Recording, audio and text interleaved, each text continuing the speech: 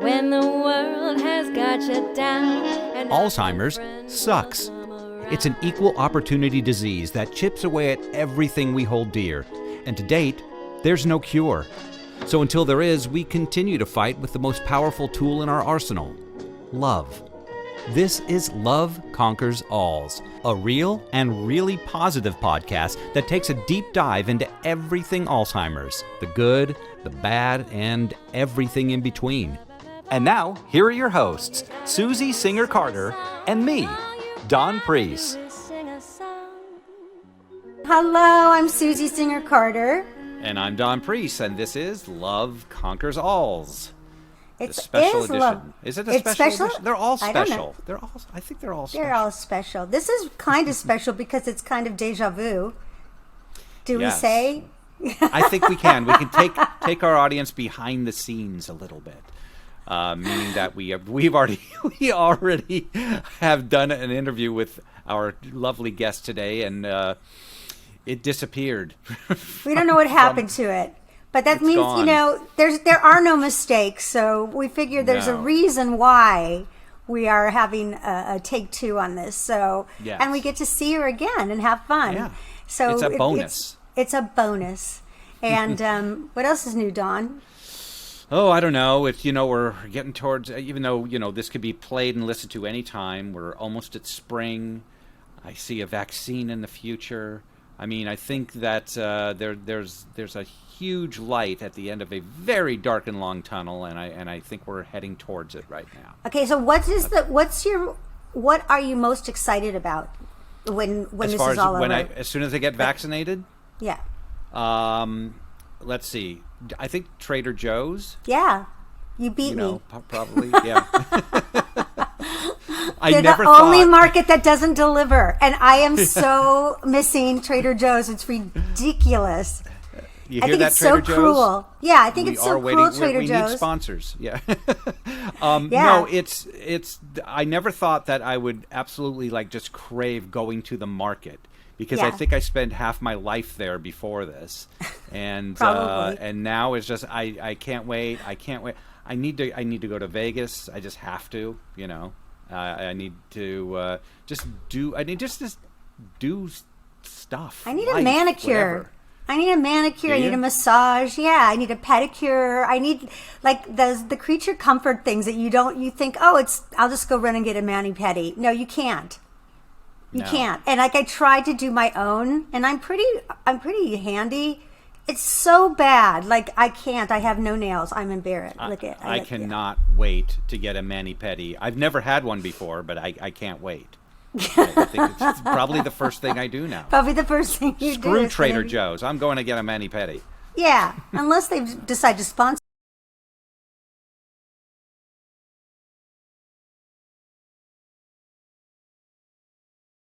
We've turned into sluts. Well, we still haven't gotten our vaccine, so we're jumping the gun a little bit. I hope soon. So let's introduce our guest, who I feel like is family because I actually know her sister from so long ago. So do you. Anyway, Dawn, give us a little heads up on what this lovely lady does. Marisa Pasquini, she's a caregiving superstar. I think she's a certified Alzheimer's and aging educator and a certified dementia practitioner. She's the founder of the National Home Care Academy, and she provides certified training for professional caregivers and support, education, and consulting for family caregivers. She's the author of the Amazon bestseller Surviving Dementia Without Losing Your Mind, a straightforward guidebook for people with family or loved ones living with dementia or Alzheimer's. And with that said, let us bring on Marisa Pasquini. It's so good to see you and be back with you again. Totally. We get to go back. And now your book that you talked about in the other interview that no one will see is now out on Audible, which is fantastic. That's so great. Congratulations. Yes. That has been it was really fun to read it again, and read it sort of from cover to cover. And but yes, it's an audiobook, and it's available on a site called Awe Sound. It's there, and we can talk about that. And so super glad to be with you again. We're happy to have you. Yeah, be with the fam. Right. So we're coming in close. You do so much in the caregiving, and you've been in this field for way longer than I have been, and because I entered because I had to, you entered because you wanted to. Right? Right. Well, first of all, knowing my family, you might know that my sister Elena and I had a brother with intellectual disabilities. So we sort of grew up in this world of people that think differently, that behave differently, and so that sort of became normal for us. And I think that just having that background kind of made it more natural for me to find the fascination that I did with people with dementia. And my very first client was my good friend's mother, and I adored her. And then in caring for her, she would tell me things about her history, because as you know, people with Alzheimer's, dementia can remember things from way back, but not necessarily, what they had for breakfast. And she would tell me stories about her childhood, and then I would report back to my friend and tell her, the thing that she told me was about, where she lived in the Central Valley, and she had a dog, but the dog wasn't allowed to be inside the house, and it was a schnauzer, and all these details. My friend had no idea. Like, she'd never heard that story.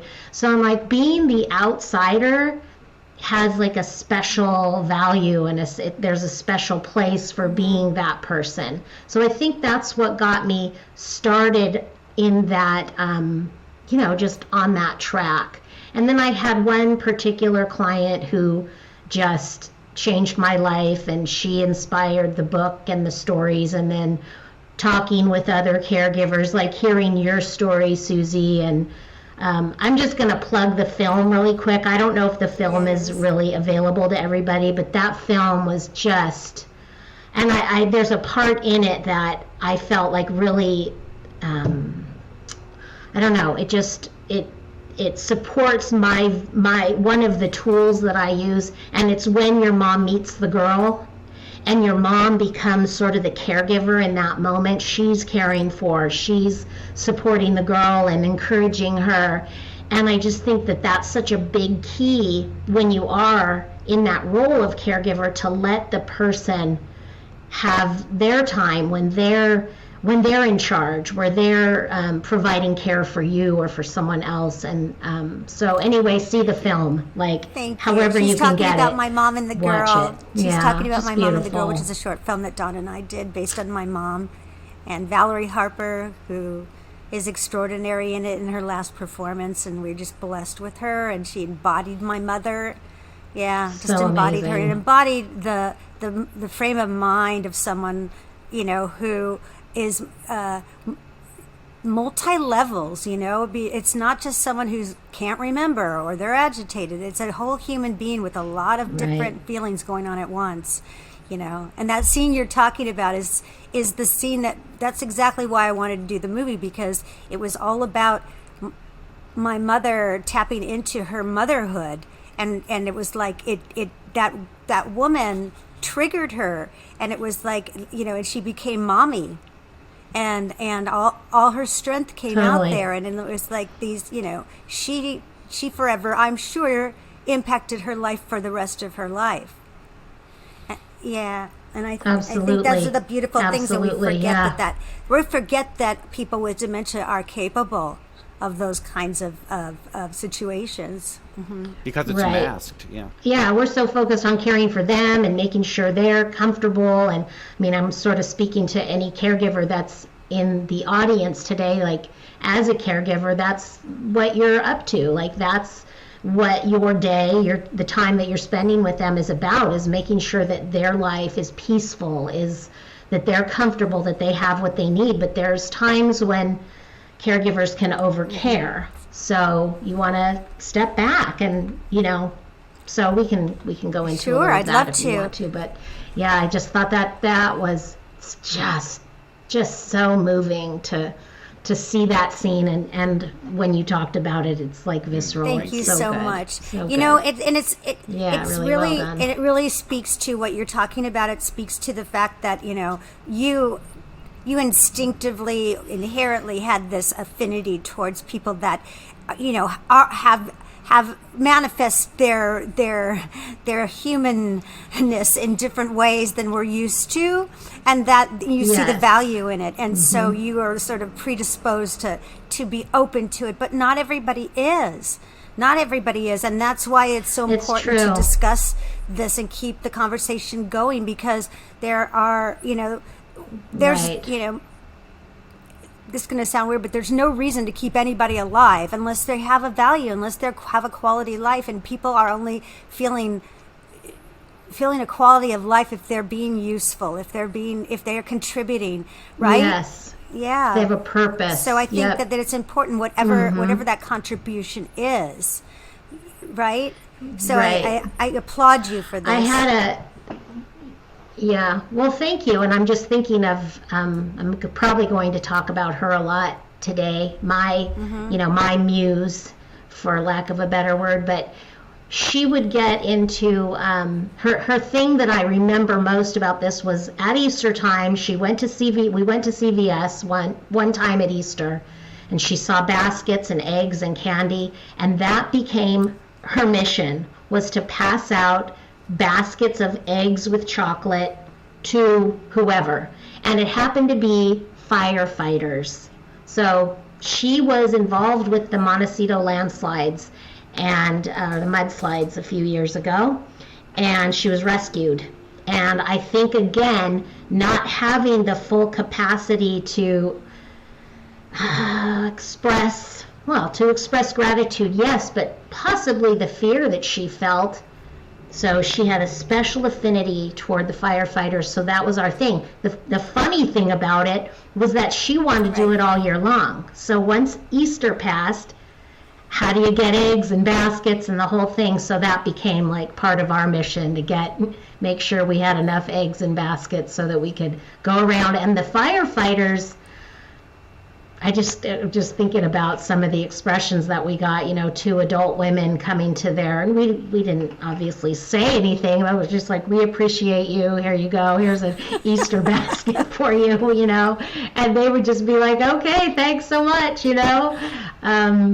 But that really was her having a purpose. Right. It really was. And that kept her. That was motivating for her. It was really. Yeah. Absolutely. It's interesting because, having did the firefighters know, did you ever have a conversation with them and let them know? No, I never did. And I thought I could have like a little note that I could put with it, but I don't know. I just kind of wanted it to just be what it was. And like, this is a person coming to your place of work and giving you a gift. I didn't want to, I don't know. I just didn't want to put that out there.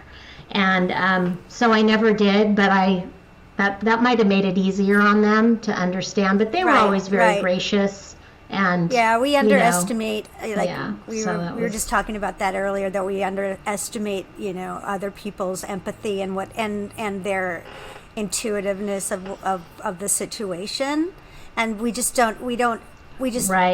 because it's not spoken about in the general public all the time. It's just not, and so we tend to hide it, or we keep it to ourselves, and we think that other people are going to be put off by it, right? And perhaps if they would have known, they would have treated her differently, and maybe they shouldn't have treated her differently. They were really just reacting to a human being doing something human for them, and maybe there's a beauty in that may have been changed if they were, they start treating her like, differently, or like a child or whatever. So that's true. Might have been harder on her. Yeah.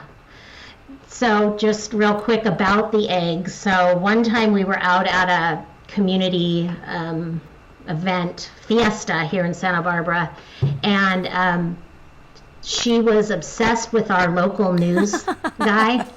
And so he was there, and she's like, look, it's it's the palm. That's his nickname, if you're going to use that or whatever. But anyway, she saw him, she like beelined for him, and she had a gold egg with chocolate in it.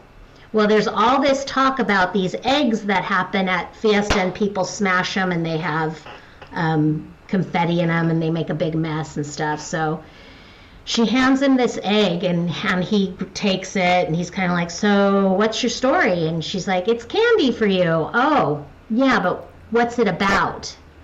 And so I went into this whole thing about the firefighters and the mudslides and how we've been doing this, and we saw you. It's her way of giving back, kind of thing. I did have to kind of step up and speak for her because she couldn't answer on the spot that way.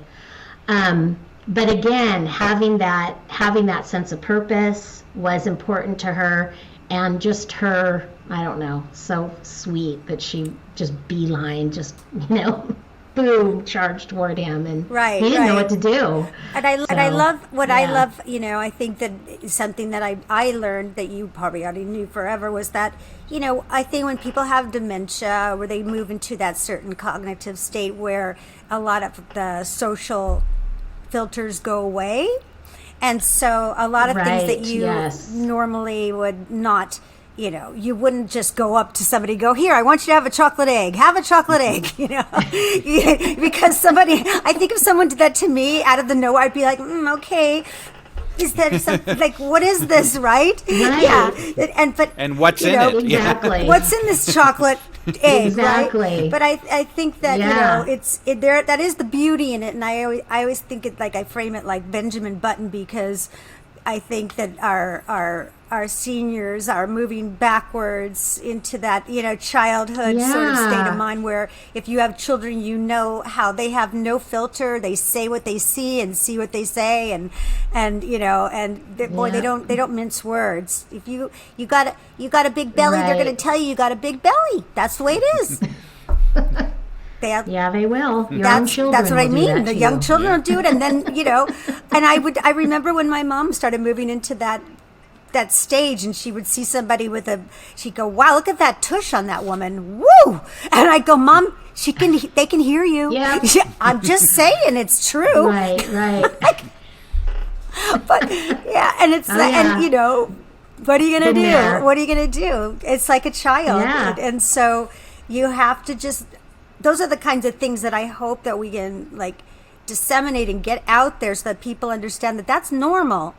That's normal part of the progression of this disease, and it is what it is. Right. And I used to be mortified sometimes, and I would be mortified for my mom, and I'd tell people she has Alzheimer's, and I would try to apologize for her, and people were so understanding.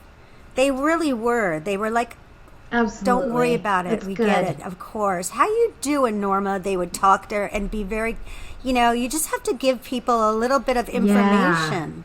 Well, it also gives them, and they feel like an adult, and they feel like, it's not, they're not being talked down to, they're being talked to.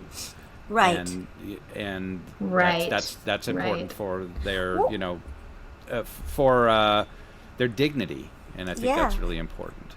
I was going to say, Don, that's a good point. I was going to ask Marisa, what do you think are, because we are so sheltered as a society, especially in America, what do you think is the biggest misunderstanding that most people have with this community that, when they first start having to deal with it? What mistakes do they make initially that you find? Right. That's such a good question. And I think that it's really you have to get into that sense of acceptance of who people are, right? Who are they right now, right? So people with intellectual disabilities, they've always been like that. So maybe we can have some acceptance of that, although there's still prejudice, right? But people with dementia, families and people in their circles, they want the person to be how they used to be. Well, it's not going to happen. So it's like this presencing yourself each step of the way. And if you can do that, if you can just be like, oh, this is how they are, even if it's like, this is how they are right now. Again, we're going to reference the film. the opening scene where, your mom is yelling and screaming, and it's like, okay, my mom is like this right now. But that doesn't mean she's always going to be like that, right? She passes through that, and then she's another way.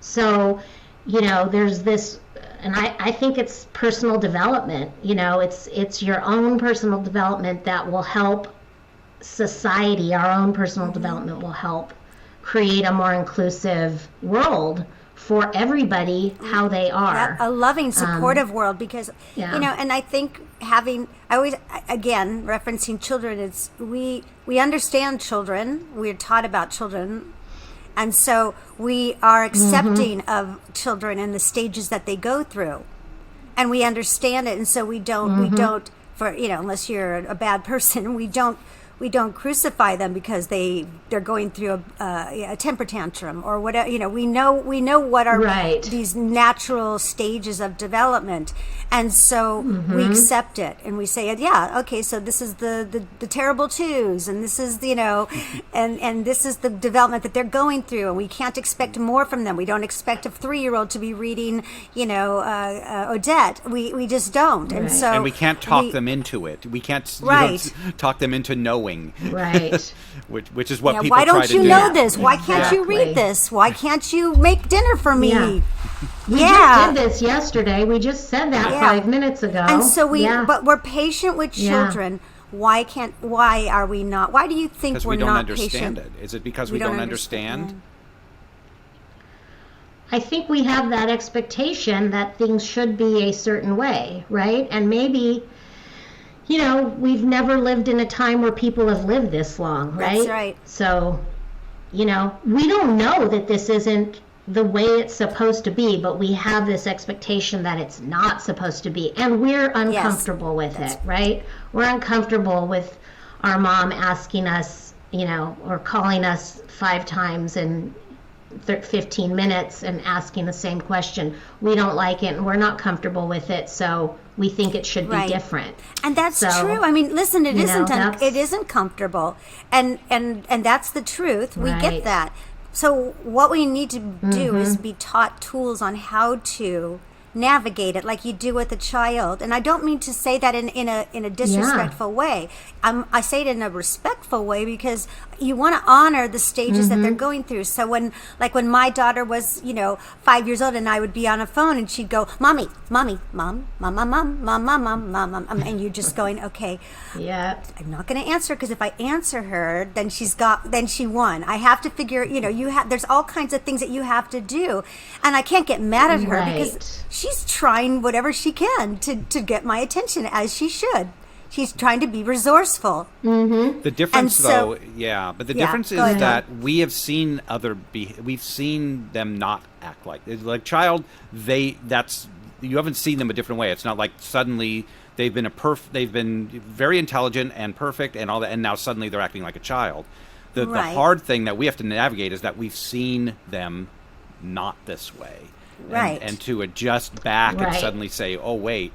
So you go on stuff. It's like, well, you understand. Well, no, they don't anymore, and that's the difficult jump that and the learning. That's the of education that needs to be. That's the education we all need. That's the education, is to say they don't know that anymore. So and in my crude way of saying Benjamin Button and using that as a frame, but it is because No, that's not. I don't think that's disrespectful at all. I think that's it's a good analogy for what's actually happening.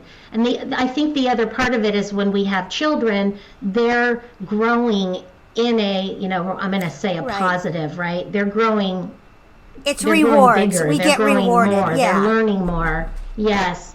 Right. Whereas with people, as they diminish, they're actually diminishing, and it's hard for us to see them go from one state to the next. So dementia, family members and friends, right? Yeah. Right. And so it's hard. There's emotions that go with knowing that your mom knew how to make an apple pie, a month ago, and she doesn't remember what an apple pie is now, or whatever the situation. It's hard for us to accept that, and it's painful emotionally because we know it's that the beginning of the end. It's Right. So it's like that's the part we're navigating the emotional part of it as families and also as caregivers, even if we're professional caregivers. Let me mute me for a second. Sorry. Okay. So we even professional caregivers get emotionally attached. If they don't get emotionally attached, they aren't very good at their job. So there's just that acceptance and then taking care of yourself so that you can stick with it and still do the job that you've been called to do and, not yeah, but you also not have fall apart. and the difference between professional caregiver and then personal caregiver is you have all those other attachments as a family caregiver. You have history and emotion and all those things that you can't. It's so difficult to separate, but you have to at times for the benefit of them.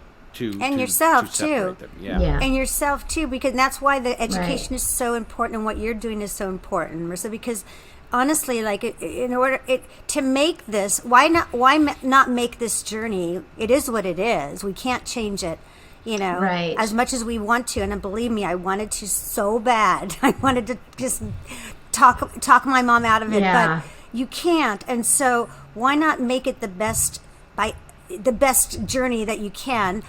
Since they're going to be their last time, this is, and everything's going to be less and less. They're going away slowly out the back door, right? So why not enjoy each stage and understand each stage so we aren't frustrated and we're not making it harder than it has to be. It's already a hard situation. And so why not enjoy them and hold their hands metaphorically so that they can also feel supported and not disappointing. And I guess that's why, just talking about, I'm going to talk just a little bit about the training and that kind of thing that I do.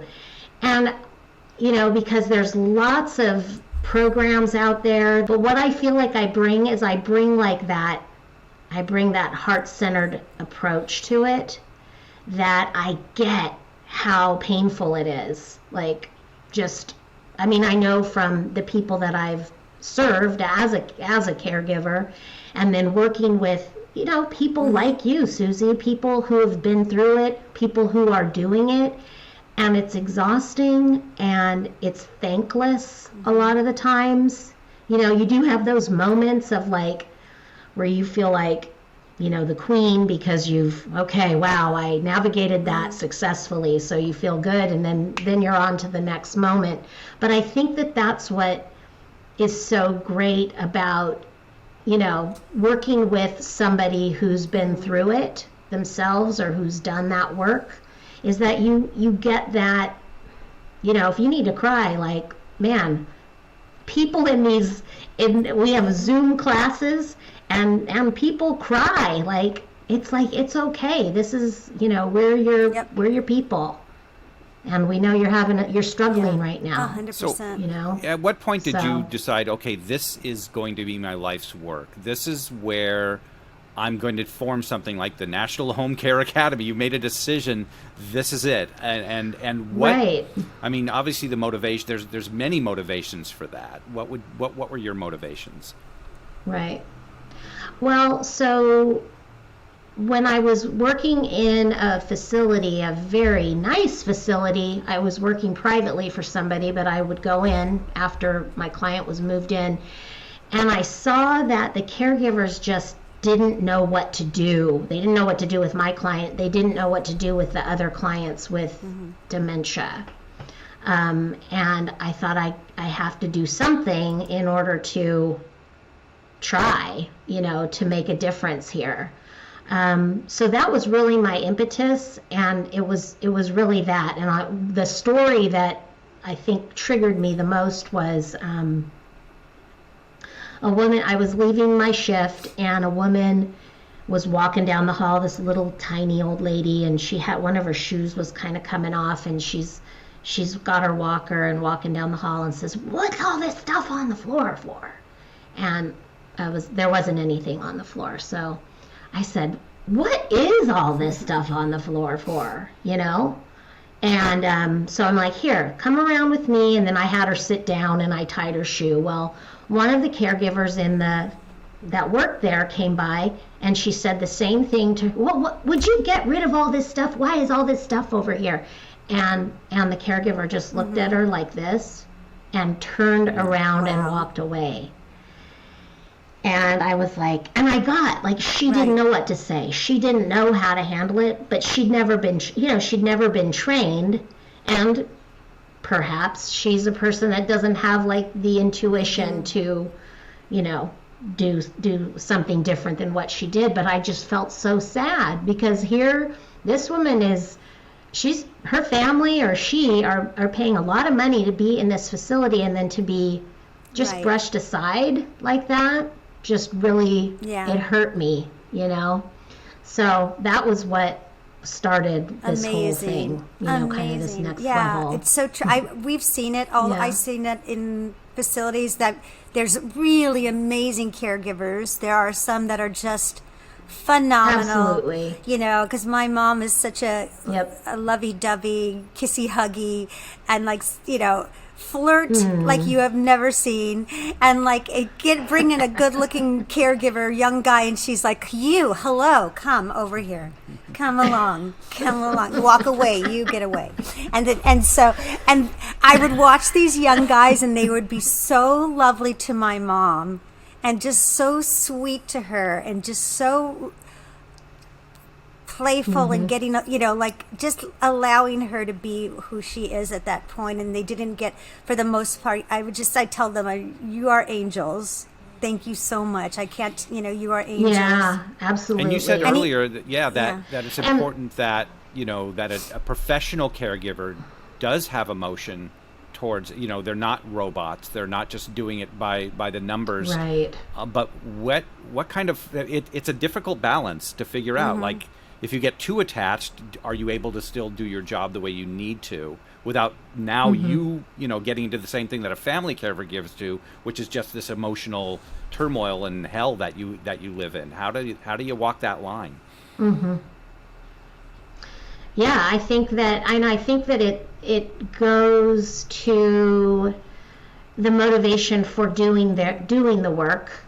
So just logistically, a lot of people in facilities, they're in nursing school, they're looking to be a nurse, which is more, it is more, I hate to say that because many nurses, and I won't say it, so some people that go into nursing it's more of a logistical job. It's not about, you don't spend that much time with your patient, so, you don't get that, you don't have that attachment. But there are people that go into the caregiving work because they are heart-centered people, and those are the ones that, do go that extra mile in the caregiving realm. And there are so many of them that are that way. And still, when they'll easily, disagree with somebody who has dementia, or they'll, forget that they need to just be in the world that their patient is in, rather than trying to bring them back, so it's those kind of, that's the kind of stuff that they're not taught when they're in school to get their certification or their degree or whatever it is. Which is, I think, so, but I would say that there is a line that you walk. But I've been doing some caregiver, it's like grief support is what it's been, and to hear these, just the love and attachment that people have for their patients, their clients, is, it makes me know that there's good in the world. Like, these people go in and just go the extra mile, and they get it. When they get it. It's like Yolanda in my movie, but it's real. It was like it was actually my daughter's my nanny, and then she became part of the family, and because she knew my mom felt comfortable with her. And Yolanda didn't have any training, as a caregiver at all, other than her humanity. And she was just a natural at it, you know, like the scene where the police come and my mom is saying, I don't know this woman. She's following me. Get her the hell away from me. And Erlanda had the wherewithal, and this didn't happen just once. It happened a lot, to say to them, wait, because they didn't know. Our first responders are also undereducated. Yeah. Oh, wow. Yeah. That's a big area, It is a huge isn't it? area. It's a huge problem. Yeah. It's a huge problem. Yep. And, you know, there was another time where she had to say, please wait right here. And she walked around the block so my mom couldn't see her, and then came back. And then my mom looked at her and said, Erlanda, there you are. Yeah, exactly. And the police were like, got it. Okay. Yeah. But those are but those are Smart. things that come naturally to some people and not to everybody, and that's okay. But we just says Absolutely. to me and you and all, you know, that we need to teach people. Yeah. They need to know, because it is so prevalent, and you know, it can be really detrimental. It happened to my mom. I mean, my mom going to the doctor, she had an agitation, and they thought that she didn't know she had Alzheimer's, and put her in, you know, a psychiatric lockup, and it ended up, you know, that was the last time she walked, because they put her on Depakote and put her in a wheelchair and tethered strapped her down. Yeah. Yeah. And so my mom became, it's just, you know, it's a slippery slope, and that's because the first responders didn't understand that she had But these dementia. are teachable things. These are techniques that are teachable. These are, you know, and there is nothing. Right. How do we get this to, you know, basically it should be everyone in the medical field, every first responder. These are things, and it wouldn't be difficult. I mean, it would be a course that you would take. Is there anything that you see on the horizon that's heading in that direction? You know, I feel like, and it's been a while, but I feel like I was, you know, on somebody's email list that was part of their mission, was to have first responder training. Now I'm not going to remember who it was, but I do think that it's being talked about now, and especially with the well, we have a situation here locally with the homeless, and bringing in social workers rather than police for, you know, different situations that come up, but it's along the same lines. It's bringing someone in that's going to see it from a different perspective than this person is dangerous, you know, getting those tools. We interviewed your assembly person who just got nominated, Monique Limon. State senator. Senator, yeah. Yeah. Oh, yeah, she was gosh. assembly, now she's senator. Yeah. Monique? And she's such an advocate for Alzheimer's. She's done so much in that field. So, I mean, you should hit her up big time, because she is such a... Yeah. She is so Great open. idea. She's so open. She wants the communication. She wants to know what's going on. She wants other points of view. Even within our interview, we said a few things, and she said, "Wow, I never thought of that. You know, I'm going to take that into consideration. That it would be a great connection, I think." Yeah, that's a great idea. I will definitely. Because, and as will you as an definitely reach out to educator, I mean, her. I think it goes beyond just like specialty education. I don't know why we're not taught about it in school, like, you know, as part of the life cycle. Why not? You know, it's like we're all sandwich generations. And when my mom was living with me, I had my young teenage daughter with me, and so, you know, and I remember people said, you know, you shouldn't. That's so, you know, there's such a burden on your daughter. Why are you having your mom in the house? And it's so hard. And I was like, am I doing the wrong thing?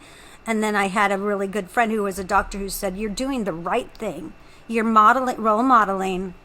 Yeah, exactly. Compassion, and helping her to just see, like, this is a different stage of life, and you put her in a position to be a leader, really. I mean, listen, we had funny times. We had to lock the doors on our bedroom sometimes so my daughter could do her homework, because my mom would be at the door. Open the door. I know you're in there. Open the door. You know.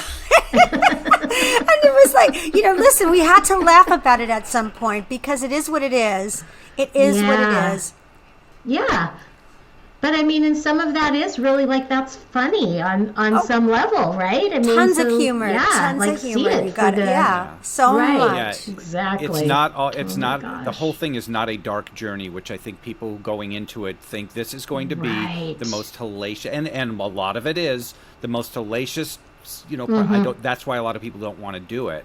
They Right. think it's all going to be doom Right. and gloom, and it's. I have not. one thing to say. Have you heard of a Yeah. thing called a teenager? Like that? Talk If about you doom can and survive gloom. raising teenagers, hello. Right. Suddenly That's awesome. I became So like true. the dorky person who doesn't know how to dress, doesn't know how to talk, doesn't know how to sing, doesn't know how to shop, and everything. Right. And then it turns Right. around and suddenly you're like the goddess, Yeah. But you have You're to the queen survive those again. teenage years because Absolutely. they are But you can't. they're hellacious. You can't ground your mom though. I mean, you could try, but you I can't. tried. I did try. Go to your room. She's like, And she would. And 2 minutes later, she's back out. She doesn't. she's back out. Right. Absolutely. So you wrote a book, Surviving Dementia Without Losing Your Mind, and you interviewed Yes. 50 caregivers. What? Yeah, I got stories So- from 50 people. So at least what 50. would be? Is there one Yeah, it was amazing. overriding thought Through line? or Yeah. through that were kind of present in all of them that you could think? It's probably more than one, but one that really stands out. Yeah. Well, I think for me it was I just am so, and this is going to sound a little hokey, but it's absolutely true, like so inspired by these people that I talk to and what they like, their ingenuity, their creativity, their positivity, their love, and just their dedication, to and that they had really good, some of the people I interviewed, their parent, it was mostly a parent that they had cared for, had already passed away, and the stories that they would tell afterward were just like, I'm so grateful that I got to be with my dad during that time, or I'll never regret the time that we that he lived Marissa, here. that's or she such an lived here. important thing that you just said, because that is like, we hear that all the time from everybody. There isn't anybody that I've talked to that has been a caregiver that has said, it's such a waste of my life. No one has ever said that. They Right. all say it's the best part of their life. Right. They're so happy they did it. They're a better person. They feel it's just all around the right thing to do. And what did your daughter say after the year Right. when everyone told her not to, expose your daughter to this, why, what did she say after that year? Even when it was time for, you couldn't. My mom have to her move there. away. My mom had to Yeah. move into a facility, and she said, "I'm not ready for Nanny to leave." Mm-hmm. She didn't want And her it to was leave hard. yet. And it was hard. Yeah. Yeah. Absolutely. I talked to one gal who, her kids, she really I don't know what she did to create this situation, but her kids were right on there, just like that, just like so dedicated to their grandmother. And so, but I think it was sort of that same thing, like, am I taking away from them because my attention is divided? And sometimes there's these strange things that happen in the house because grandma's here, but man, the kids just Yeah. rallied. They were, Yeah, sounds like your daughter I have did two too, daughters, so and that's both of them, now beautiful. that my mom's been in facility. She's at the Jewish home and so all through COVID, we haven't yeah. been able to see her, so we've been Zooming. And since my daughter had a Wow. baby, and so our Eden, who's now 15 months, is been on the Zoom every week. And we've watched her grow through the Zoom, and Wow. I know my mom is connecting with her, and I know that Eden is connecting with my mother, and it's so wonderful, because it's like, it's no big deal.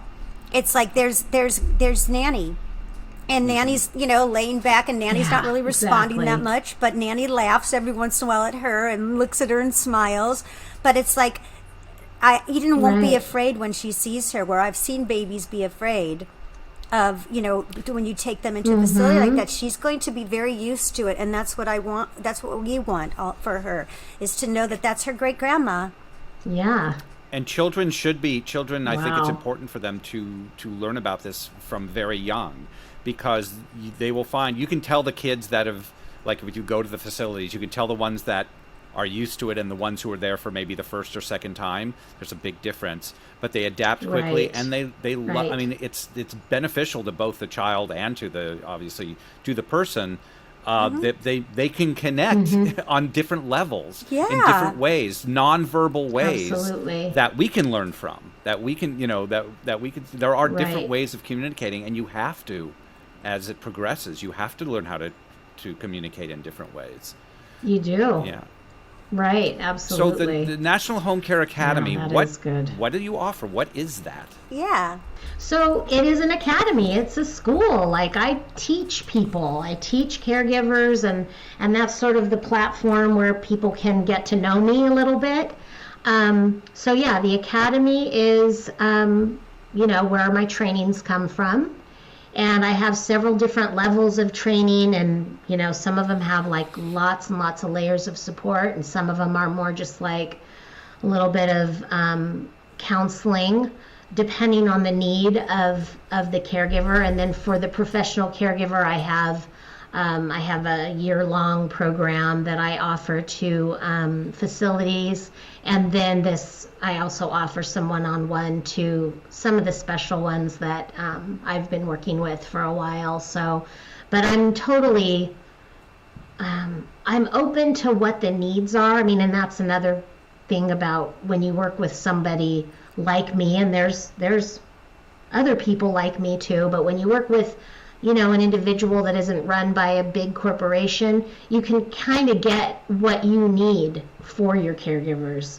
And so it feels very intimate. That's so lovely. Yeah. What we talk about and what I provide for them, and it is really rewarding. So I imagine you're virtual now, right? My courses are virtual, and they have been from the beginning. In fact, the first one was international. Awesome.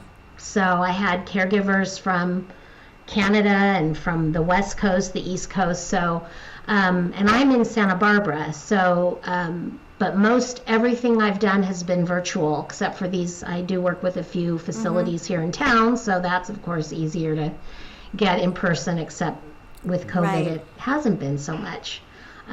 So yeah, I have just a site, and you can email me, you can call me. And are you training, like if you were working with a facility, would you like basically train all of their caregivers? Is that how it works, or? Yeah, I mean, it depends on what they want, but yes, ultimately that would be the best way. And now just talking with you guys, I'm thinking, wouldn't it be great if new residents, like if there was something available for their families, like for the kids, so that the kids could, learn, like there's going to be people here that may be different from your grandparents, or, you might let them talk about how they feel about their grandma or their grandpa being. I would love to run one of those classes. If you ever put that together, I would so be down to do that, to talk to little kids about it. I'm not kidding. Okay. That would be amazing, because it's so important, and it's so great to just say, yeah, some people are acting silly, like they might be calling out and saying, repeating themselves. What does that mean? Does that mean they're bad people, or does that mean they're this? Do they need something? Like, what do you guys think? Like, have a conversation about it, and it's okay, so they're not afraid. Yeah. And I think that, especially in the United States, our culture is different from other, Latin countries specifically. Their children are very connected with their grandparents, generation to generation. So I think naturally you'll see a lot of the caregivers are from, of different cultures, and I think it's because they grew up that way. We need to create a generation of caregivers here, and I think by creating this connection from starting young, I think we can do that. I do too, Dawn. Absolutely. Because I think it's like naturally in us. Well, I think it's like, what we don't know, we're afraid of, right? So, and I I recently just was talking about this with my son-in-law, who when he first came to visit my mom, he had never been to a facility like that. And he literally had to walk into the hallway and cry because he didn't know how to respond to the residents who were so excited to speak with him. And now, he's a pro. Right. Now he walks in, it's like, he's like, how you doing, Ethel? How you doing, Tom? You look great. I love that shirt you're wearing, and it's like, and it's not like fluffy. It's actually real. It's authentic. And so, but everybody needs to be educated, because if we don't see it, we think we're gonna frame it like they're, like it's the cuckoo's nest, and it can feel like cuckoo's nest. But guess what? All those people have a history, and all those people have an immense amount of information and value, and just have needs like we do, to be respected and to be honored. Right. Absolutely. I so agree with that. And I think that if it was part of, early childhood education or culture, that we brought, these changes up, I think children would get it, and that could increase the compassion and, normalize and take away the fear, because when I first started, I'd go with Susie to go visit her mom, and it was, and I had already been, I knew her prior to her going there. Yeah. So, but it was the place, the idea of because I remember going as a child to when my grandmother was at a convalescent home, and it was always scary and unpleasant, and but that's when people were just physically, it was ill, but it was always. But it was because it was just an unknown. It was, and so if we normalize it and expose and realize, no, they're just people, they're different. And if we model it for everybody, like when my mother used to go and visit my grandpa when he was in a nursing home, and my mom was always, sunshine and just she'd walk in a room and go, how you doing? You look, wow, are you handsome? Hello, good looking. And my mom would talk to everybody, and I learned from her, just to treat them as a human being. How you doing? My name is Susie. Who are you? It's a pleasure to meet you. And if they don't feel like talking to me, I don't take it personally, and I you realize that you have to honor where they're at and what they're feeling. And Orlando used to take my mom on the bus to her church on Sundays, because like Dawn said, there's a certain cultural acceptance of a reverence that's given to the seniors in the Latin community. And my mom was La Reina. When she would go to church, they'd say, Nanny's here, and we're Jewish, and it doesn't really matter. But my mom was loved it because she was La Reina, the queen, and they all loved her, and and the children would flock around her because Nanny was funny and loving, and my mom was very demonstrative, and so if those children embrace my mom, then all children can embrace people of that stage of their life. Why not? Yeah, absolutely. Well, so is there? Oh, go ahead, Suze. Go ahead, Dawn. No, you do it. I was about to do the same thing. Oh, okay. Well, just want to know, is there anything that you want to talk about that we haven't covered, or say anything that we just haven't quite hit it yet? Because we're open. Right. No, we've hit a lot. And I just want to make an offer to your audience that my book, I don't know if we talked about the audio book or not. I guess we did briefly. But tell us about your audio book. Yeah. Tell us what the name of it is, and tell us how we can find it and get it, and that, Sure. Okay. Go ahead. Great. So the audio book was really put together because caregivers are so busy and they don't have time to sit down and read, even though my book is very short. It's a quick read. So I read it. It's something you can play while you're doing chores. And I want to offer it to anybody that's listening to this podcast for 50% off, and we'll put the link and all of that for your listeners, because the book has gotten such great reviews from caregivers. I had a caregiver that told me that she read it and wept because she went through it.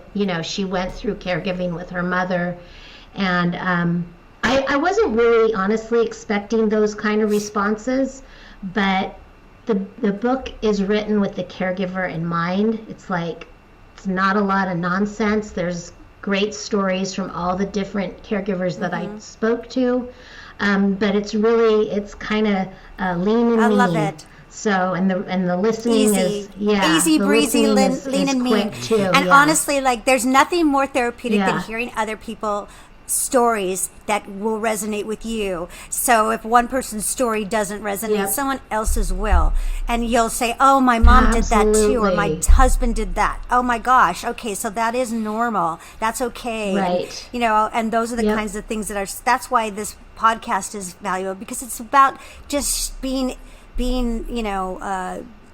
forthcoming and sharing intimate stories, because that's the tools that we have.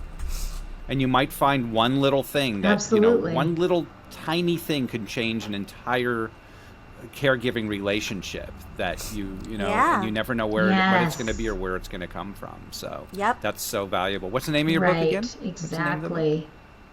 It's called Surviving Dementia Without Losing Your Mind. Woohoo! It's beautiful. It's a great title. That sounds awesome.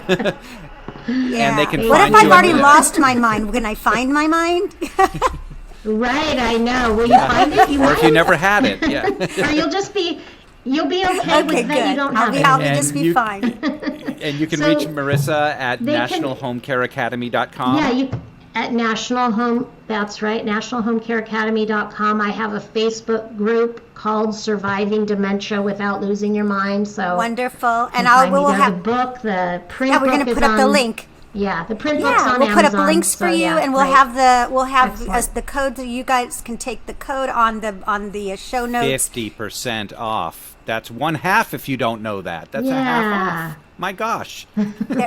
Dawn is so smart. It's a monster. Buy two. They make great Christmas gifts. That's right. There you go. Well, right. Marisa, thank you so much. This was lovely, and I'm so happy we got to have you back again. Thank you, and you're so delightful, and I forgot what a big heart you have. You're just so.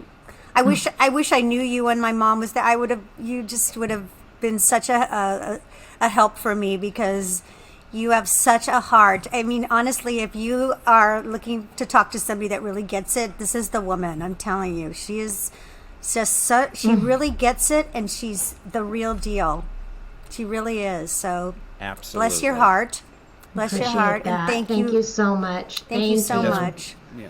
Thank you guys for what you're doing and spreading the word, and getting having support for caregivers and just keeping the conversation going. Thank you. Really. Well, what do we always say, Donald? We always say, love is powerful, love is contagious, and love conquers alls.